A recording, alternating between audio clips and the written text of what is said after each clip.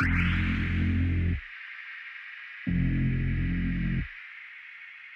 and welcome to This Week in Metropolis. The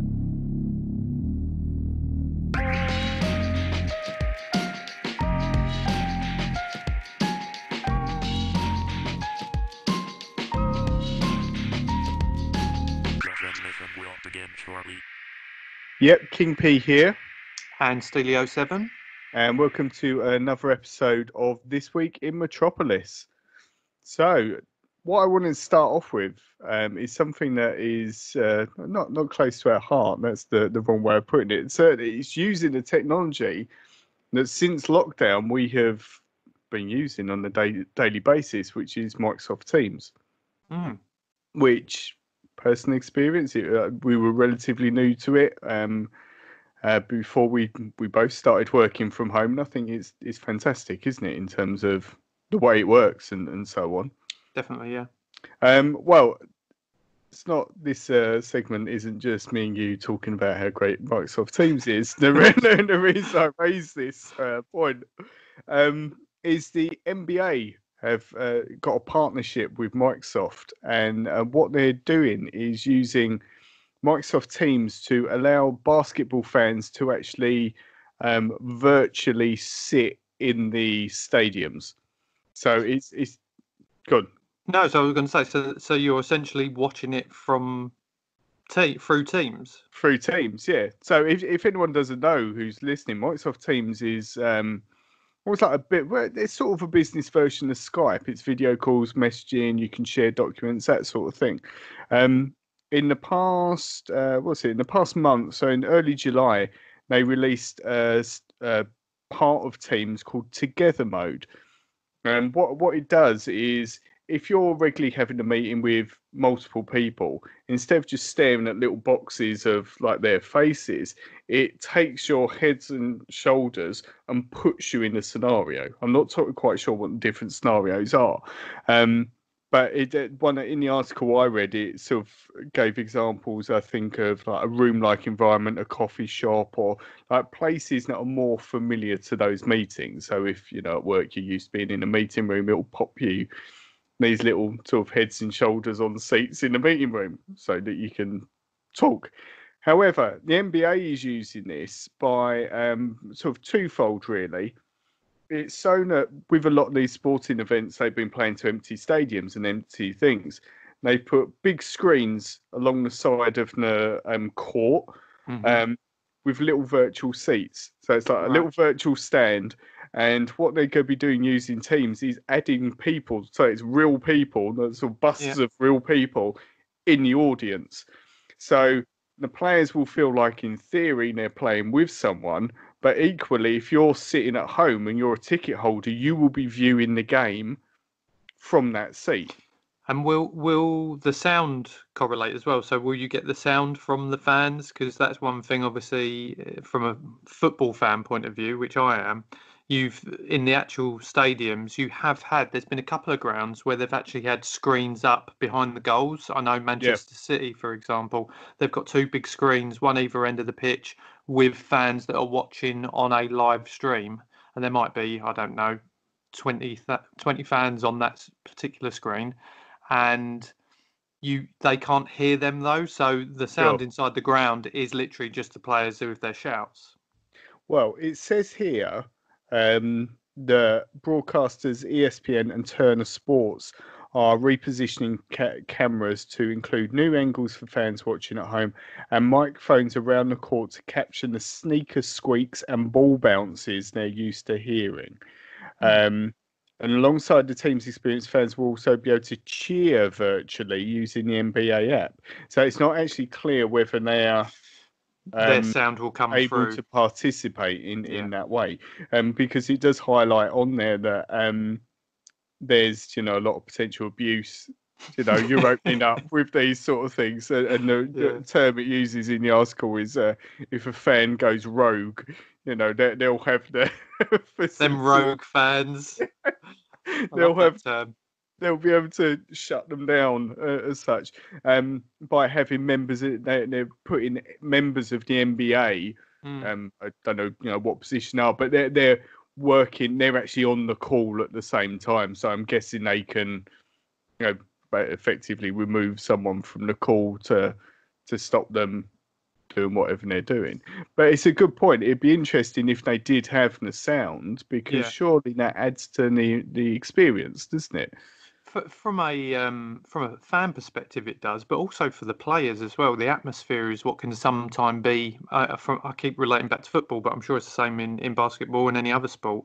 The fan can be that extra player. They can be, the one that pushes you on over the line as such.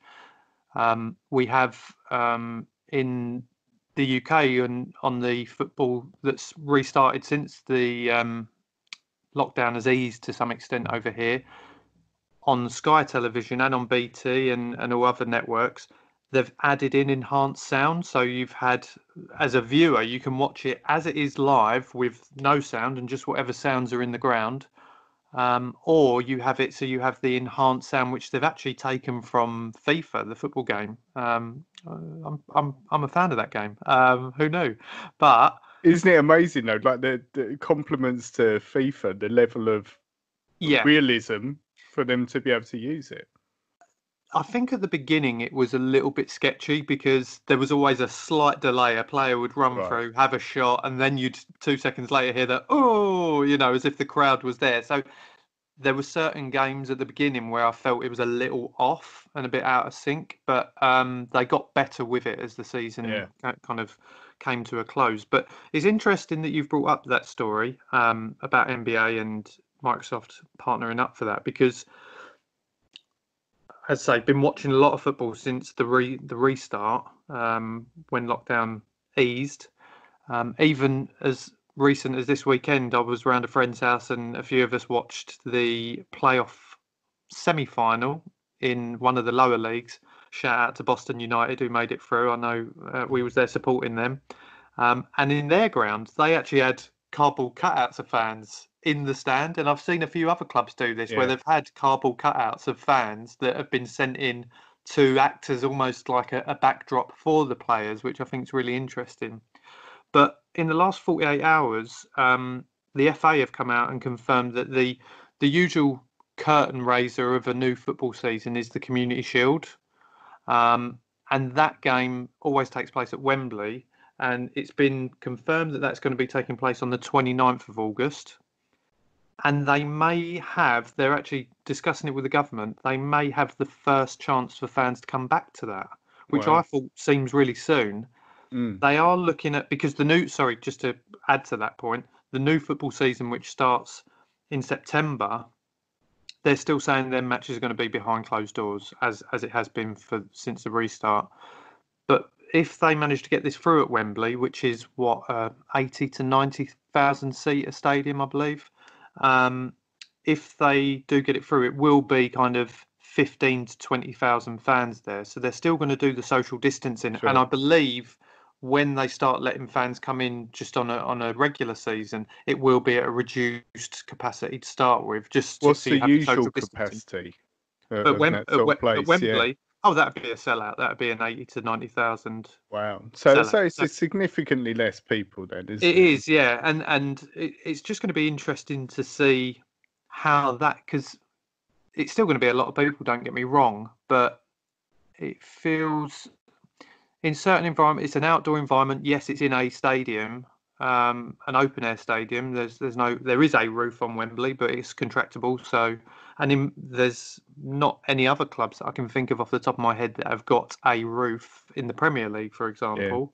Yeah. So it just seems a bit weird that if you're going to let some in, I know there's question marks about it, and what if everyone wore masks? Would that help the situation? I'm sure that's going to be the case, that all fans have to wear them. Yeah. But I think it's going back to the Microsoft idea of what they're doing. It's innovative that they're doing these sorts of things just to add a chance for the fans to be involved some way if they can. And they're doing it in football, and I'm sure they'll do it in other sports as well. But it's going to be interesting to see how it develops over the next couple of months with with things moving and the situation with the pandemic either easing or having potential more waves of it. So especially as we head into winter as well, because we don't know how things are going to pick up from there. But yeah, really interesting.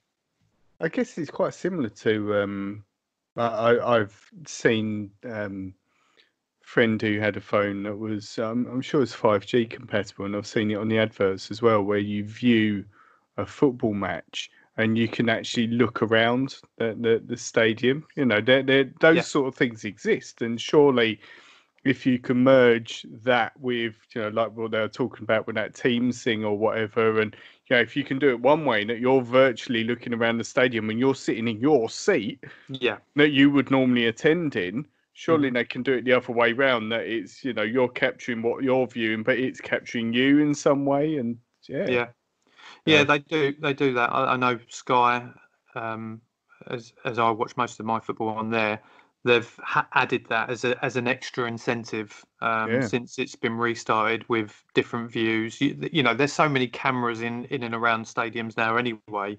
If you want to see it from behind the goal, they used to do back in the day, and I think they've brought this back in as well, which is player cam, so you can actually follow a player, just whatever he's doing on the pitch.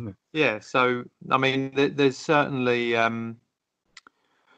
room for them to add more elements to it, because fans that would usually be there in the ground can't be there, obviously.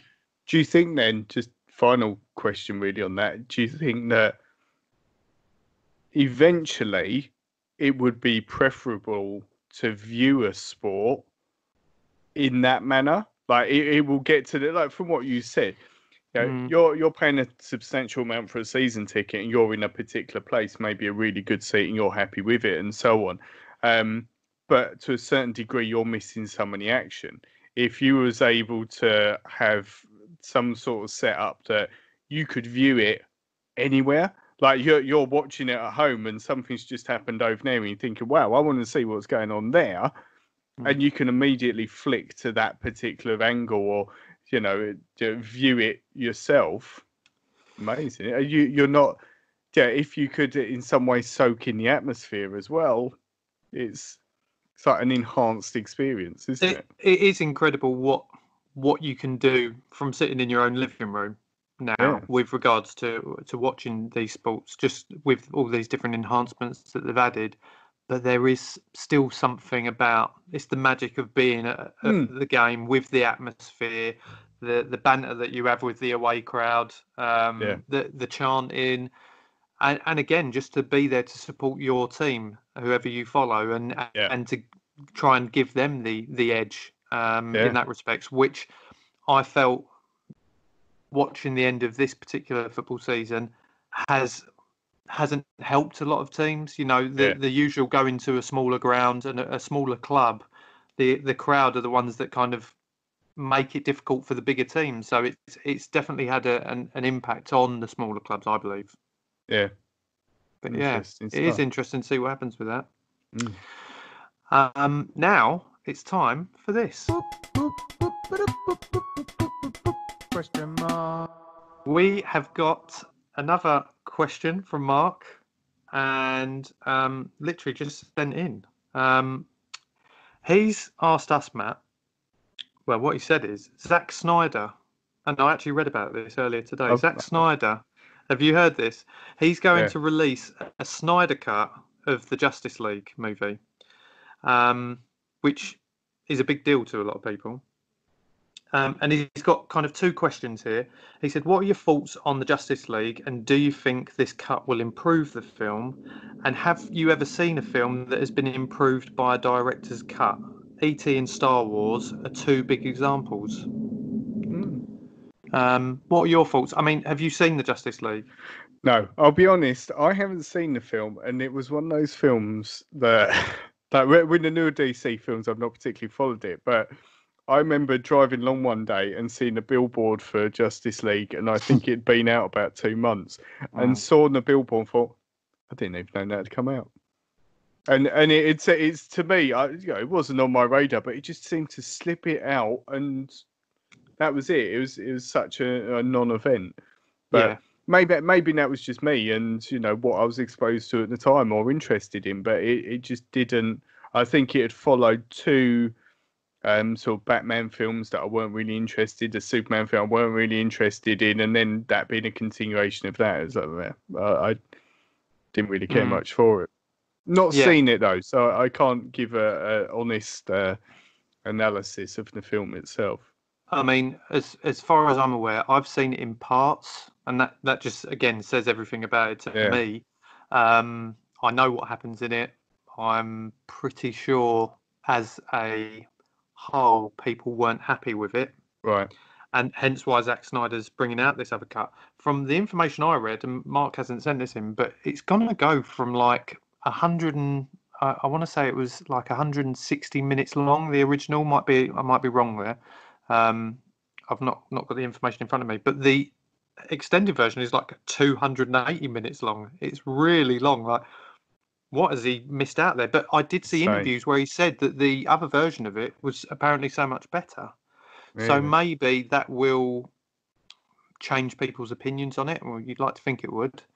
But do you think it's because at the time Marvel with the MCU were absolutely smashing it out of the park, and DC tried to get onto that kind of same train at such a quicker pace?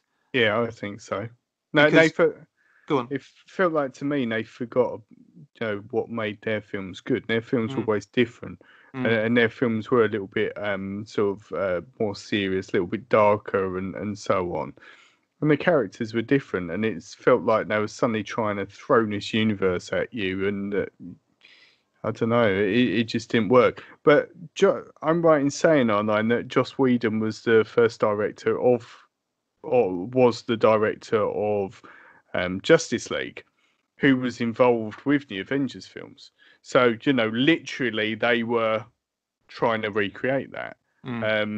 Because I saw an article, I'll see if I can find it while I'm talking, an article which was about Zack Snyder talking, I think has it been Comic-Con?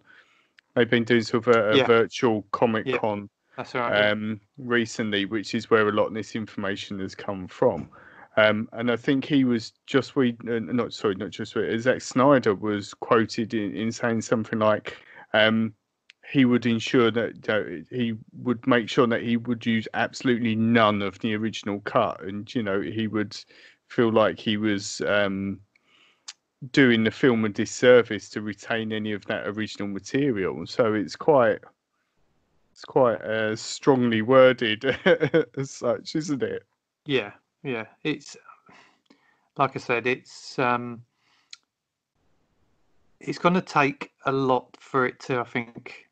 It's going to need to throw in many more elements to it, and just to kind of bring the story together a bit more, because I think that's what the criticism was. It was too much too soon, I think, was the a lot of the faults that people gave to me about it. But having not watched the film as a start to finish, it's hard for me to make an opinion. But what are your thoughts on films that have had director's cuts? Are there any that spring to mind for you that stand out as being better the first time around? The one that really that I can confidently say, yes, this is one that had an improvement was Blade Runner, because originally I think in the theatrical release of Blade Runner had this weird sort of narration to it and some sort of happy ending to it as well. Whereas when it was then re-released as the director's cut, and that's the one that's now recognised as the version to see, because it's more in keeping with the arc of the story rather than just the happy ending as such. So yeah, I think that's the one I can confidently say. I remember watching a Donnie Darko director's cut, and I think that almost like held your hand through the story in terms of, this is happening now. Maybe that's the version I should watch. This big thing out their chest, that means this. I think it was a bit more like look at it. Yeah. Well, you sometimes get that with the you can have the commentary, can't you, over a film where the actors or the directors or whatever have all that, which Yeah. that would have been funny if there was a version of a film like that where it's almost explaining what's going on. That guy there. He's the bad guy. You don't know that yet. Yeah, for me, this sort of thing ties in a bit with when you buy a DVD or there's a bit released and there are cutscenes, and sometimes you've seen the cutscene and you think, oh, that's really cool, like that adds something to it. But a lot of the time you'll look at a cutscene and think, yeah, that I can see why they took that out. Yeah. So that's what I worry with some of these things is that. Yeah, you're getting more, and like we talked about last week with Lord of the Rings, they added like another hour to it or something ridiculous. You're getting more, but is that better necessarily? Are you bringing anything to the table that wasn't cut out for a very, very good reason? But because I think this the Zack Snyder thing, as far as I understand it, it originated as like a fan campaign, like bringing it back, and it was like this rumor that there was a Snyder cut, and that like someone had said something about it, and it was almost like folklore, and they pursued it and campaigned until it's now become a reality. But you don't know. The only spoiler that I did read about it was that there's a spot where Superman he's in a black Superman suit after he's like resurrected, something like that. which is big news. Great. Yeah, to Superman fans. Superman Dark. So I think as well, one thing that taints it a little bit too is knowing that like fair enough, he may bring this out, and this may be the best thing you've ever seen. Which again, I sort of doubt, because Zack Snyder's, I think, has been a bit hit and miss with his films in the past. But what taints it a bit, like, relating to that, is you now know that DC are rebooting a lot of the characters anyway. So again, you're watching this complete work come out that was however many years ago, knowing that there's already a new Batman.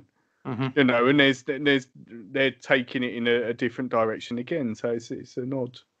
It's a fan thing. I'm sure there are lots of people that are super passionate. It's been driven by them, this. hasn't it? Yeah, super passionate about it. And they're gonna, sleep well at night with their Zack Snyder cut under their pillow. But yeah, but yeah, but good question, Mark. Yeah, good question. Yeah.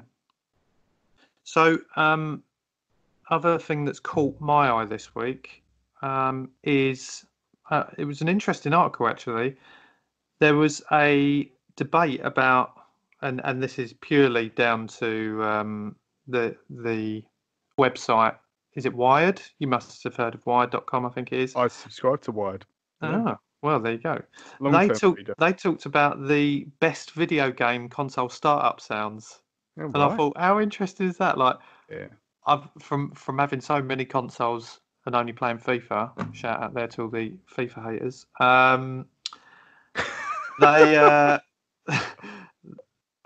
They've ranked them.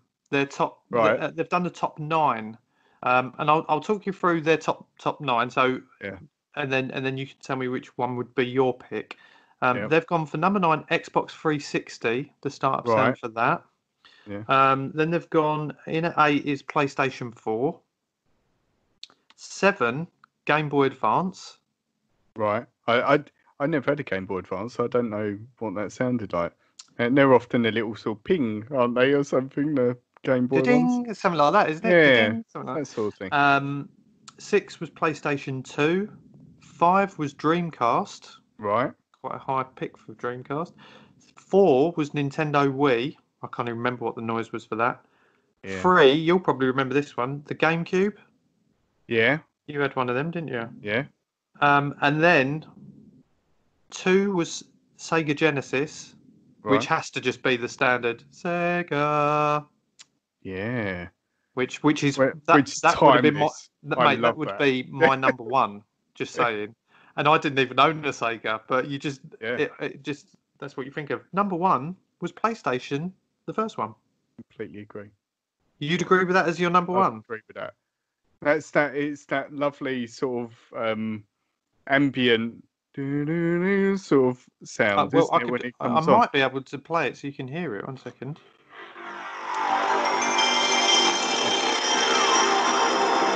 Yeah, Love it.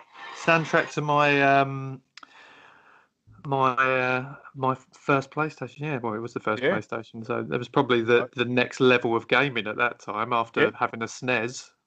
Well, me too. That was, going from growing up having all the Nintendo consoles up to a SNES, and then sort of losing interest a bit with gaming, and then the PlayStation came out, and it was then acceptable for you being however old you were.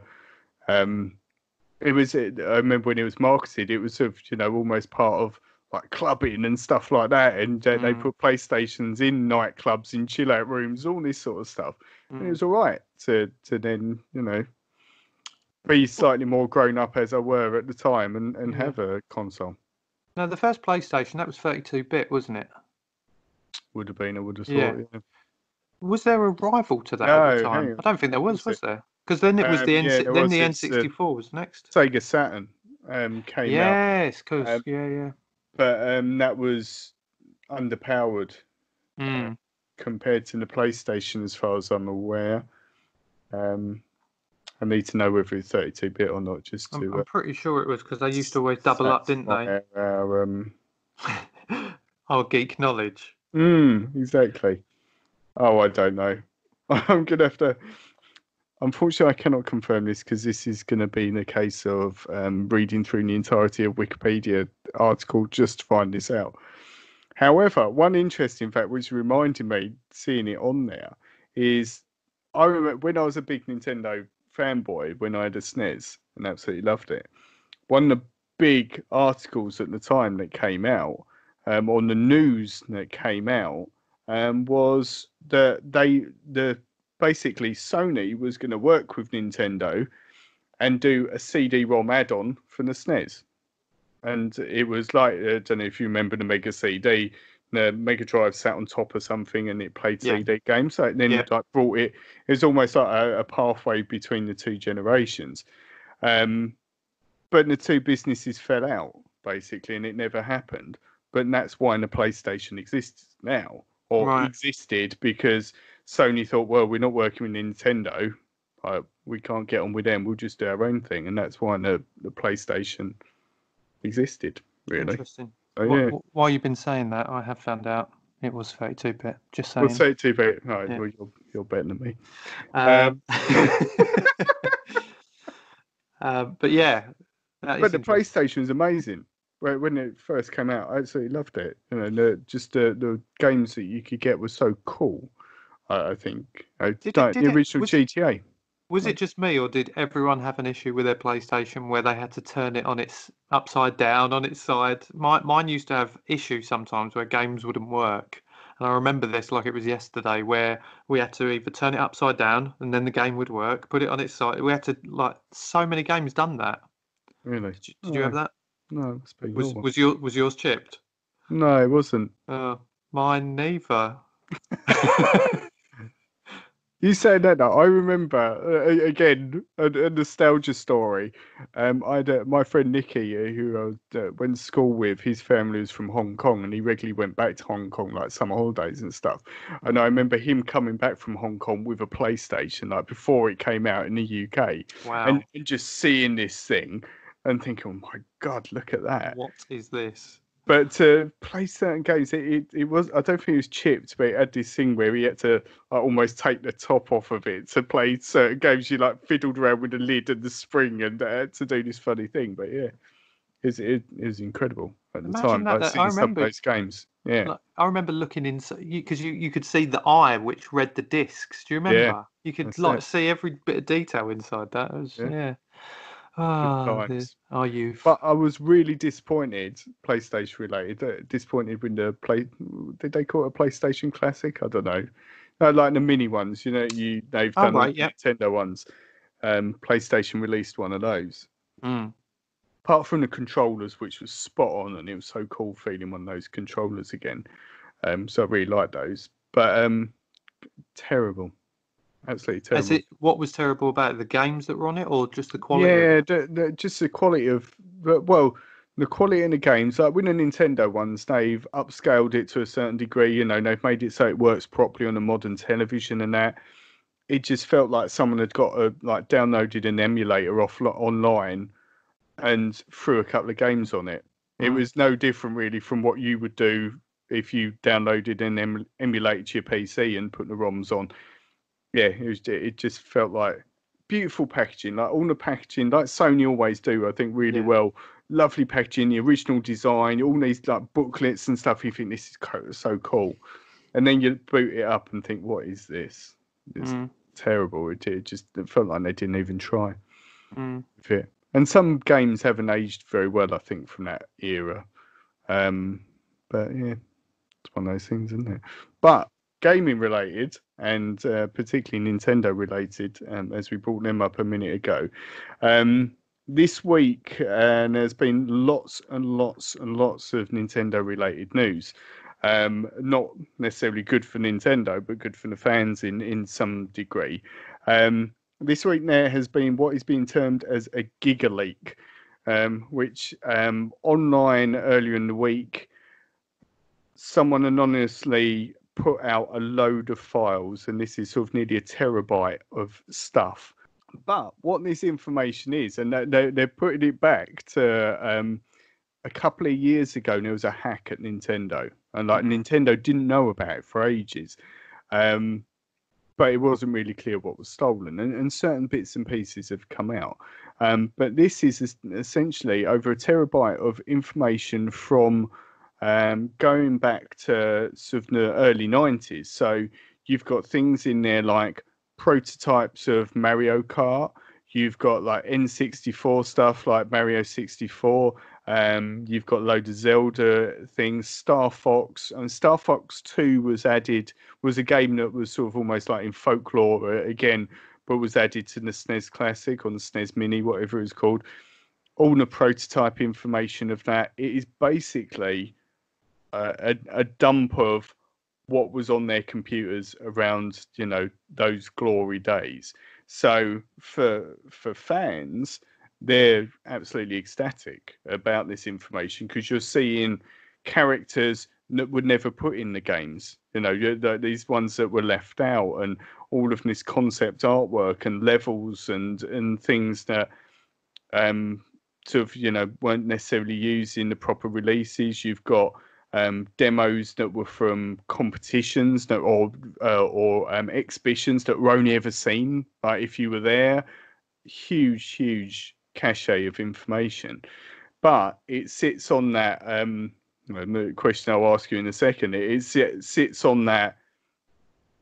Great, the world is seeing all this information, but they're seeing all this information because of someone's broke into the company's data and stolen it. Exactly that. So it's a bit of a grey line. But what I was going to ask you is, how do you feel about this thing? Is it more important that the world sees this information for the fans, or should it be, should these media outlets not be reporting on it because it is theft? You see something on the news where thousands of people, like a company will be hacked and all people's details are stolen. Almost this is the equivalent to this, except the difference is the content, I guess, but same means. Yeah, I mean, the problem is that it's a reflection of the world that we live in today. When you think of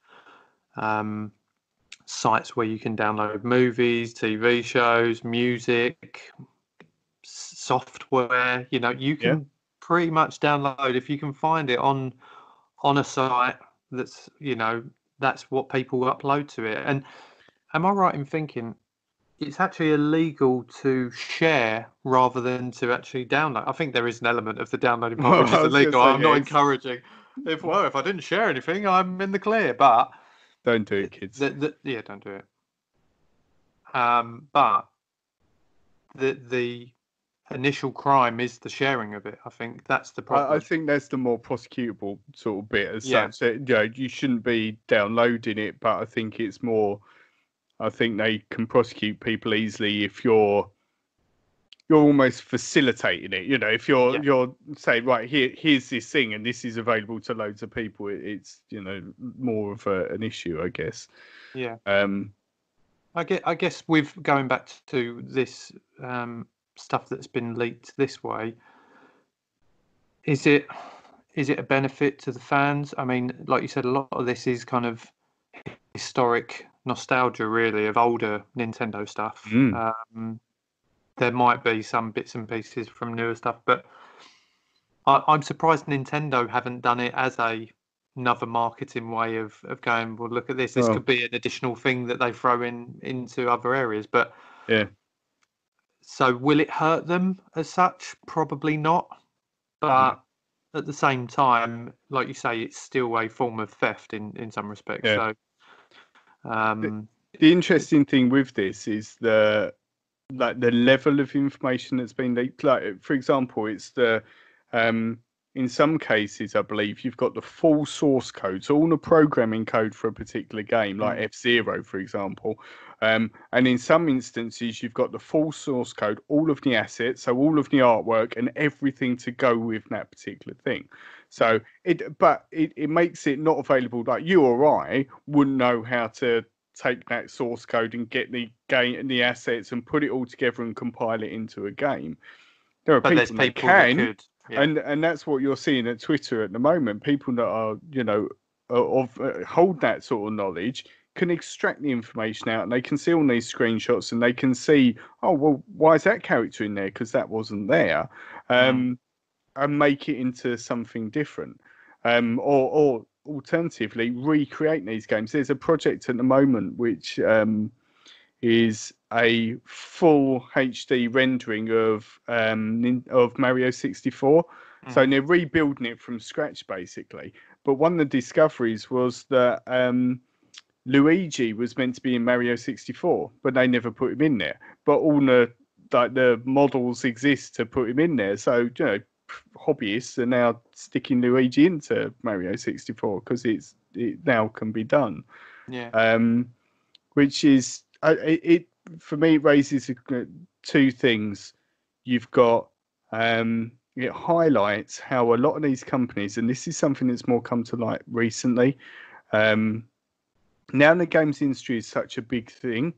It becomes increasingly aware that a lot of these companies don't really take care of their archives. Like, and the example I read about was a company like, say, Lucasfilm or Marvel, or like those big franchises. They have huge archives of stuff. They have props, they have sets, they have the what they filmed for like cutscenes and that's why you see DVD box sets or whatever coming out, and it's like, oh, here's some more footage, or here's an interview, or here's someone like auditioning for the role. You can see all this stuff. Games companies, they never really look after that stuff, and they may do a bit more now because they appreciate it. But a lot of this stuff would potentially, if it wasn't brought to the world, no one would have known it existed, or no one would have had that story of it. Yeah, and I think that's pretty cool. That people can now. A lot of games that, particularly with the ROMs and stuff that exist, is technically piracy, but some of these things only exist because some guy who loves Nintendo, who knows how to do this stuff, put it out there or kept it, and then there's the historical fact is really important. But the other thing is what has also been unearthed that is less cool is sort of private emails and stuff from the people that used to work there, because it seems like someone's literally just ripped a server and taken it all. And there's internal chat about, oh well, I'm really upset with that. This is me paraphrasing, it's not the exact words, but oh, I'm really upset that I can't believe they won't let us share porn in the office. Some other guy shares much worse stuff, on the internal group. And there's things like that where I think we've talked about it in the past. People are shamed on Twitter for something they've done 5 years ago. yeah. Some of these people could be shamed by something they've done 30 years ago on a private email server, and it's now coming out. So it's, I don't know. The funny, I always think about this is, and it's the same with the WikiLeaks and things like that. Like, it's got to be intelligent people that know how to get into the background of these systems and find a way in to get all the information. But yet they're really intelligent, but yet they're doing criminal activities. It's just such a weird combo. I always think of criminals as being kind of a bit dumb. I think with hackers, they do it because they can. Do you know what? That's when that's the prize. Is that okay? We got in. Yeah, exactly that. It's less the thing. In some cases with WikiLeaks and whatever, the Anonymous and those sort of groups were getting information to, I don't know, bring down an organisation or whatever. But with things like this, I think it's more, I could do it. I guess it's I no went different. in now. I got all that information. Yeah, Here it I is. guess it's no different to a burglar breaking into a house and they're in. That's the drive to get in. Or an arsonist, they just want to burn something up. Like it's not necessarily the end result. It's the act of doing it. But well, I feel like we've ended on quite a heavy note here. But I did see one very short story, which I don't really need. There's not really a question to it. But in Australia, a woman has been inundated with voicemails and calls from people who are ringing her doing impressions of Chewbacca. Why? Well, funny you should ask. Her ex-boyfriend decided that after they split up that he wanted to get revenge on her, so he posted a load of posters around, I think it was, is there a place in Australia called Cairn, or if I made that up? Yeah, it's Cairns, isn't it? Yeah. Well, posted loads of posters offering $100 reward for people to ring this number and do their best Chewbacca impression. Oh God! And she's had to report it to the police. She thought it was hilarious at the same time, but it was getting a bit frustrating. But after the 1,000th call, probably didn't. Yeah. Yeah, I thought it was amazing. What a way to get revenge, though, as well. I know. It's imaginative. And not necessarily hateful. I like, fair enough. He's caused a lot of inconvenience, but it's nice. Yeah. I don't think he said call up my ex-girlfriend and do this. It was something like call this radio station or whatever on this mobile number, which would be a bit of a giveaway to me. But hey, people are doing it, and none of them are getting paid for it. So, and the number is, if only. I'm going to give them yours. Anyway, so that's probably the end of this week's show, I'd say. That's definitely covered a lot of ground on that one. Very good. There. Thank you for all the positive comments, the videos people have been sending of us listening to our show, which keep sending them. They're really fun. I quite like them. We are now at 400 followers on Instagram, which we're pretty proud of. So thank you to everyone thanks to everyone who's following. You can find us on there, on Facebook, on Twitter. We are at This Week in Metropolis. Keep following, keep subscribing, and tell your friends about us. Indeed. And as always, thank you very much, and we will speak to you soon. Take care. Goodbye.